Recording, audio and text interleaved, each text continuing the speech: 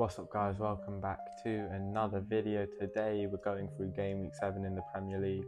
So Aston Villa Brighton was the first game. I thought Villa were going to win, but I thought it was going to be a much closer game. I went 2-1, 6-1. Brighton actually started quite well. I thought the first 5 or 10 minutes they had a big chance with Estepinian, but he missed, and then Aston Villa went down Brighton's left, which looked very vulnerable defensively. Like both Estepinian and Matoma, who were covering that side, weren't really positioned very well, and it was a good goal from Watkins. The second and third goals though both should have been disallowed in my opinion. The second goal, poor giveaway from Veltman, Villa on the counter attack. Watkins got the ball from Diaby and he kind of scuffed his shot, but it went in. But Zaniolo was standing in an offside position. I think he was impeding still personally. I think he was interfering. It was kind of similar to what Akanji did against Leno when Ake's goal was given against Fulham. But I personally would have disallowed that. And the third goal, I think there was a clear foul on March in the build up to it. I don't understand how that one was given. Overall, Brighton had a lot of the ball but just couldn't do anything with it, and Villa just created so many good chances. The couple chances that Brighton did create, they couldn't take, like Estepinian's at the start. March then had a header from point blank range which he hit over. In the second half, Brighton for the first 20 minutes were all over Villa. You know, they were pressing high, they had the ball deep in the Villa half. They got a goal back through Ansu Fati, who was one of the substitutes. But with Villa's first attack of the second half, completely against the line of play, they got another goal. Watkins, deflected strike, got his hat-trick. Jake Ramsey also came on for his first Premier League appearance of the season since his injury and scored a really nice goal. And then Douglas Luiz wrapped it up right at the end. As long as Brighton can bounce back from this, they'll obviously be fine because they've had a really good start to the season. But they have got a tough run of games coming up, so we'll see how they handle it. Bournemouth against Arsenal. I thought Arsenal were going to win, but I didn't think it'd be anywhere near as comfortable as it was. Bukayo Saka gave Arsenal an early lead. Then they had 2 penalties. Odegaard scoring the first one. Kai Havertz was given one of the penalties as well. A pity penalty. He finally scored. And then at the end of the game, Ben White also scored. Pretty routine win for him. Bournemouth are one of just 2 sides now that are winless in the Premier League. And I do think that they have a good run coming up, so they will be fine, but they do need to make sure they get points in those games. As for Arsenal, I mean, we've all seen what's happened in the Champions League. Bukayo Saka might be injured. That could be huge for him. Everton against Luton. I went with 3-1 to Everton because of the way they played against Brentford, but Luton ended up winning it. Luton on set pieces are dangerous, man. Like, they are really, really deadly. They had so many in this game where they came really close. They scored 2 set pieces here as well, but they could have scored 4 of them. However, with that being said, I think Everton had a lot of chances that they should have scored. Beto wasted a couple big headers as well. So on another day, Everton could have won this, but Luton also could have been 4-0 up. If Everton had managed to win this, I actually think they would have been safe from relegation already. Obviously they haven't, and that really pulls them back in the mix. And because Luton are one of the teams that will be down there as well, it's a big result for them. Manchester United against Crystal Palace. Oh my God, I actually thought Man United were going to win, and they didn't. They lost 1-0 to Crystal Palace, a team that they beat 3-0 in midweek. And yes, it was against Palace's B team. I Manchester United used a few starters, but still, this is just a bit embarrassing. Rashford is not a good player. I'm sorry, he's just not. And I've known this for a while. He's a decent striker, but he can't hold up the ball, so he can't play up front. But he's not good at creating chances. He's not good at dribbling. What he has is a bit of pace and a good shooting ability from close range. That's all he's got. And against teams that Manchester United can't counter-attack against, he's going to be useless. Boyland had a chance that he probably could have scored. It was tough for him, and he did well to get himself in the position that he was in for it. But overall, Manchester United are dreadful. I'm going to make another video on them. They're in serious trouble right now. But Gregor's off Crystal Palace. You know, they're now in the top half of the table. Roy Hodgson has a phenomenal record at Old Trafford in the last few visits. Good, fair play to them. Newcastle United against Burnley, I put it to the 4-1 Newcastle win. They're not winning 2-0. Again, it was very comfortable. Burnley had an early chance that they probably should have taken. And then after that, it was just all Newcastle. Against teams like Newcastle, you can't afford to make mistakes because they will pounce like that.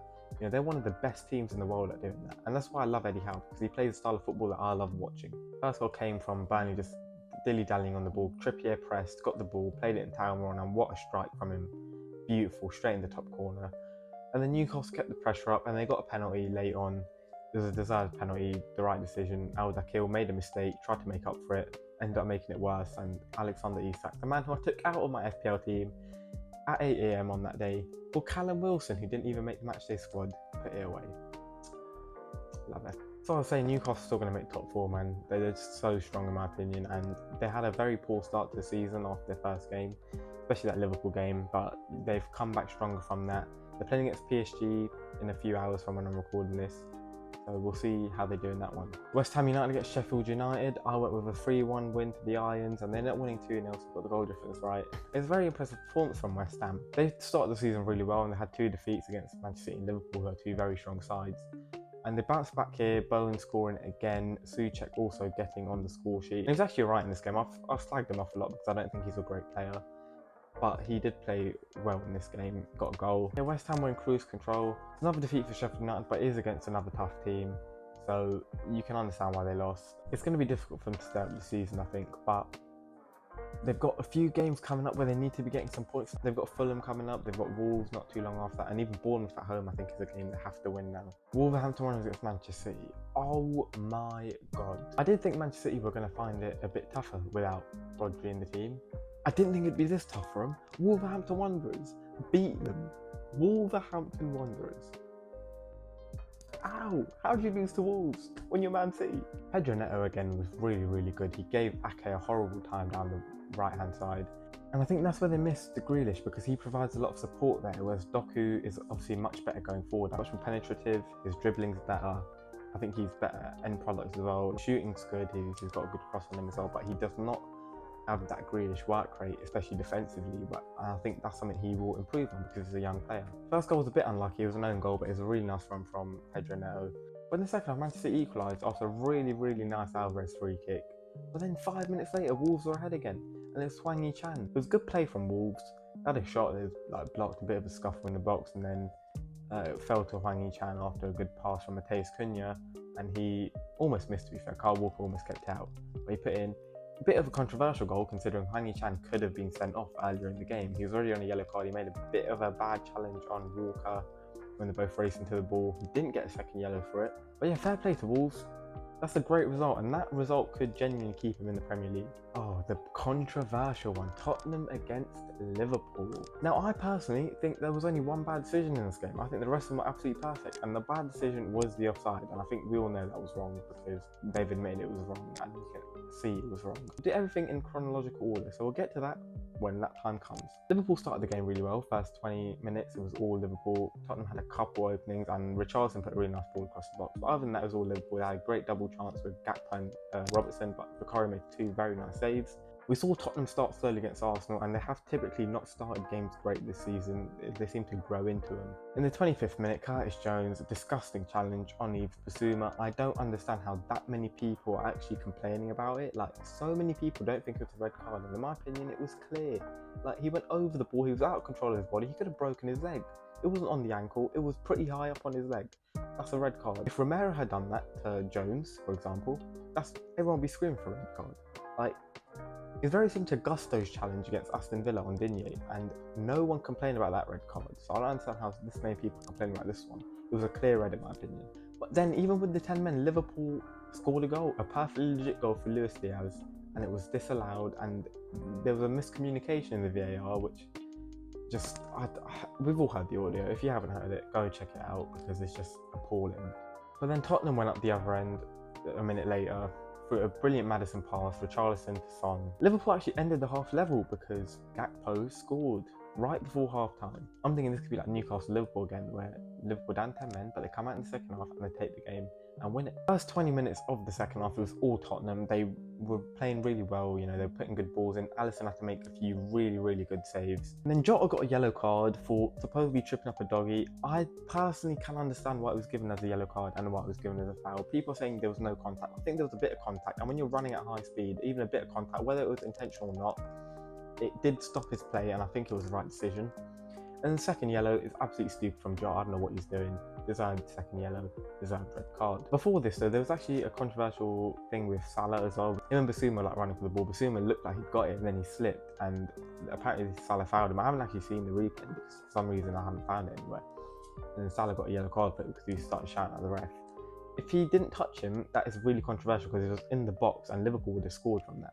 It down to 9 men, really difficult for Tottenham to break through that because Liverpool had everyone defending, as you would if you've got 9 players.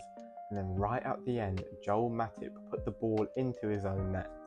Really unlucky for him. It was really poor defending from Robertson as well, because I think he played Porro one side And if he'd stepped forward a bit with the rest of the defensive line, that wouldn't have happened. But yeah, there's been a lot of controversy after the game, obviously because of the decisions that happened, some of the red cards. People are saying that Curtis Jones shouldn't be sent off, and I think that was clear. Obviously the offside was stupid. I can't believe the VAR officials have got that wrong. They have one job to do and they got it wrong. But I've seen calls for this game to be replayed. I don't know why, like Klopp, man, you got to stop being such a clown. You can't replay the game just because the decision didn't go your way. There's been so many games over the past few years where decisions haven't gone the way of a team and no one, really talks about it after the week. For example, the Champions League final between Tottenham and Liverpool. Liverpool got a penalty after a minute because of a shot that hit Sissoko on the chest and then his armpit pretty much. Like, that shouldn't have been a penalty. If you want to replay games, replay that game. Wolves against Manchester United had a penalty in the last minute. We know that would have changed the outcome of the game. Realistically, with 10 men, Liverpool could have still gone on to lose this game. Wolves would have got a point at Old Trafford because all they had to do was convert a penalty. They didn't ask for them to get a point there. They didn't ask for a replay or anything. And I'm not saying that he shouldn't have the right to complain. He absolutely should, because they're just useless in the VAR room. I'm sorry. They just don't know what they're doing. It's unbelievable. But you can't replay the game just because the decision didn't go your way. The amount of times Liverpool have had good decisions from VAR that have benefited them when you could argue it's wrong, like Wolves last year in the Cup. Even multiple games against Tottenham where players could have been sent off, like Jota kicking Skip in the head. There was a Robertson tackle on someone as well. Like, you can't just replay the game, man. And he's been a clown here. He really is. I said Tottenham are title contenders, and although they didn't play amazingly here, I still firmly believe that they are title contenders and that they will push Manchester City and Arsenal all the way, provided they don't get any injuries to Maddison or Van de Ven or Romero. If that happens and they haven't got a replacement because it happens before January, they could be in a bit of trouble. They need to make sure they buy a backup centre-back, a backup attacking midfielder, and maybe even another striker in January. Nottingham Forest against Brentford, another controversial game. I predicted a 3-1 Forest win. They ended up drawing 1-1. Now in the first half, Forest started really well. They had a couple of chances. One, scored an offside goal. As the first half went on, Brentford got more into it. It sort of fizzled out a bit. Brentford could have had a penalty for a handball. Personally, it would have been a bit harsh, but I could have seen it given because I think we need to be clamping down on this. If it hits your hand, it doesn't matter if it's intentional or not. Unless it's directly by your side, it should be given as a penalty because you're stopping a passage of play with a part of your body that's not meant to be used. People saying if your hand's up here, that's not a penalty. Like that's a penalty. I don't care if he shoots from like half a yard away. If it hits your hand and your hand's up here, it's a penalty. I know this one wasn't, but it could have been given. Then second half, Forest got a red card off the Niakate, who was already on a yellow card, just stepped down on Visser's calf. It was a really stupid challenge because the ball had come back towards him. He didn't need to do it. It was just really stupid. It was a clear second yellow. I don't know what Steve Cooper's smoking. I think he's a really good manager and he's done really well there, but it was a clear red card. Brentford scored from the resulting free kick, but then Nottingham Forest went up the other end and scored themselves to make it 1-1. Really poor goalkeeping from Flecken. I don't know what he's doing. But then Brentford had a big shout for a penalty. Matt Turner just took too long on the ball. He did this a couple of times as well, but Visser robbed him. He got a touch on the ball. Turner then kicked through him because obviously he's assuming the ball's still there, and it wasn't. He just hit Visser. Visser fell to the floor but tried to get back up to chase the ball, but a defender got back in time and cleared it.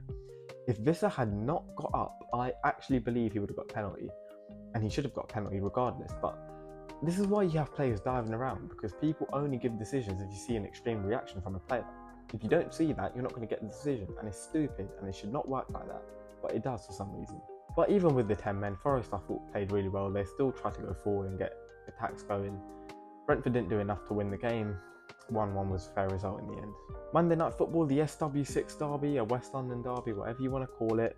Fulham-Chelsea. Chelsea won 2-0. They scored 2 goals in about 30 seconds. Mikhailo Mudryk broke his duck. Armando Broja also got on the score sheet. A very, very lucky goal from him, by the way. But Chelsea started the game really well. Mudryk's goal was really well taken, good pass from Colwill. I thought Mudryk actually was really, really good, and I've seen signs over the last few weeks that he is growing into this Chelsea team. He always tries hard, which is something you can give him credit for. Then straight off the restart, I don't know what Fulham were doing. Like, Tim Ream had the ball, he tried to play it out, and he just passed straight to Broja. It deflected back to him, and then he hit it against Broja, and it went into the back of the net. Like, I don't understand what he's doing, man. He's too old now, just get him out. Fulham were absolutely dreadful in the first half. In the second half, they got better, as they'd have to, because they couldn't play as badly as they were in the first half. And Lukic should have given him a lifeline. He had a really easy chance from about 3 yards out, and you just hit it straight at Sanchez, who didn't really have a lot to do. There was a potential red card for Carlos Vinicius after it looked like he kind of elbowed Thiago Silva in the back. It wasn't given, and I can sort of see maybe it looked a bit worse than it was, but I could have seen it given because it did kind of look like he was leading with his elbow. Chelsea were comfortable, was never really at threat. And then Luton Burnley, the double game week. Up it's a 1-1 draw, and Burnley end up taking it. This now means that Sheffield United are the only newly promoted team without a win, and Bournemouth are the only team other than Sheffield United without a win. This was Burnley's first win of the season, and I thought Luton were going to take it after the way they played against Everton. I thought, hey, these lot, man, that's a great result for them. They've got a home game against another team they're going to be competing around. They win that, they're on 7 points. They've got a little cushion there that even if they, drop points in a few other games, they could still be above the relegation zone. But Burnley won it. And Burnley scored their winner a minute after Luton Town had equalised. Like, come on, man. You've got to have more concentration than that. Like, this is a huge game for you at home. Like, it's poor. But I said Burnley were going to get results against teams that they'll be finishing in and around, and they've got one here. We've got Chelsea next, and I think they could get a result there. I think the 3 fixtures off that Chelsea one, they should really be looking at with optimism. But those are my thoughts. Let me know what you thought, especially about the Tottenham-Liverpool thing, because I'm interested to hear what you have to say. Thank you for watching. I'll see you again soon for another video.